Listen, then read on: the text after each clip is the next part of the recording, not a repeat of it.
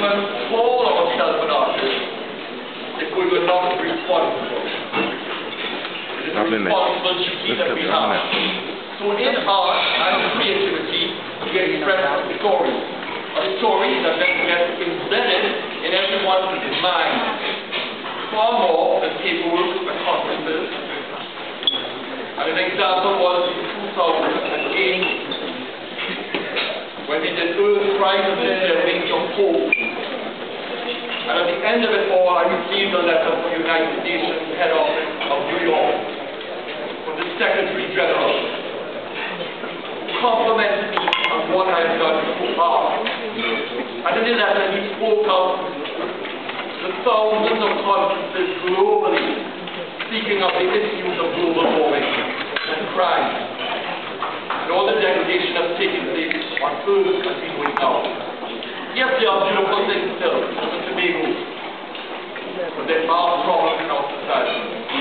And that wonderful reef that you came on just now, many didn't have an opportunity to see the reef. But that has also been affected by many issues. The pollution, and more recently in 2005, one of the worst bleaching worldwide due to global warming, with some 20-something% of the reef dead forever. And there are many other problems. Years ago, as a little child, I remember going on to the reef with my parents on a glass boat. The director of the boat handing out his old days, you might remember, battle slippers before the reef was finished. And everybody got a pair of battle slippers to walk on the reef, and a strong reef.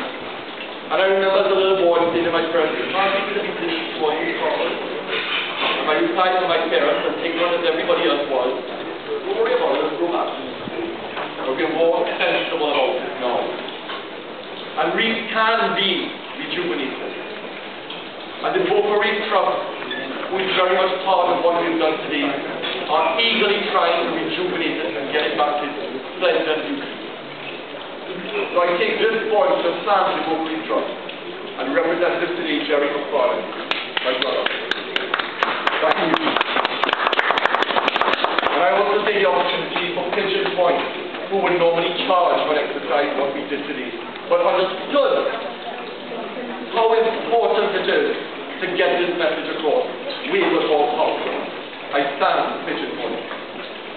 And that world famous here, without putting yet, many pictures globally seen of that famous spot. And long before the oil that made us who we are, rich and famous, and the gas, our natural resources, God given us up, before our beauty queens who give us so well in this world and this universe titles that we hold. And our sports athletics was the Bucco Reef and the Mas. Those are the first elements, the Bucco Reef of Tobago, the Mas of Trinidad, that brought the visitors to the forest and made us recognize and put us on the global map. And today I speak about the Mas as we knew it in its purest form from the 1800s, which came out of the slaves, which came out of Africa. And many historian books have tried to tell us it came from Europeans. It came from Africa. And all my research has shown me that even with Africa up here, the dances, the masks, the symbols, the spiritual elements, the Orisha faith is out of Africa. And they tried to hide it and bury it because the slaves took to the streets. And many times mimicked the slave master, what they did, in cruelty to the slaves. And because of that, Europeans tried to crush it and make it believe it was just a big fresh monster, which it was not. They tried to adopt it. And so what I have done, I have resurrected, because the Mas has died as we knew it, from the 1800s, in purest form. And I'll try to point to one example here, the minstrels. None of us do minstrels looking like that. We look at the gingerbread hats with stripes, jackets with stripes. That's the original, a paper hat, white and black. But what I've also done is because they've all died, and this storyline that you will get, they have died and have been buried at the Bucco Reef, the splendor of the Bucco Reef. And they've been resurrected today on that small sandbank, in the finest of glory. Because the spirit world would send them back to parade the streets of Trinidad in 2000 has honored them and washed them in copper and gold. So the traditional colors are not there, but the authenticity of the style, the architectural elements of the costume are in its purest form from the early 1800s. And so they have been resurrected to perform for 2010 in all of their primary, all of their glory.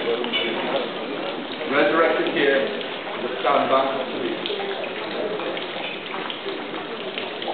And I take this opportunity, because I am going to be brief, to say thank you. This is a journey. I know many of you have been working all weekend on eventology. And it's been a very hard task for myself and my entire crew who are so dedicated, and I thank them from the bottom of my heart for how hard we all worked for Friday's production. For today, while we're still working on showgrounds coming to the Carnival with 800 performers, 300 musicians, as well as prepared for Carnival, 1,500 costumes, prepared for all the malls for Christmas throughout the Caribbean.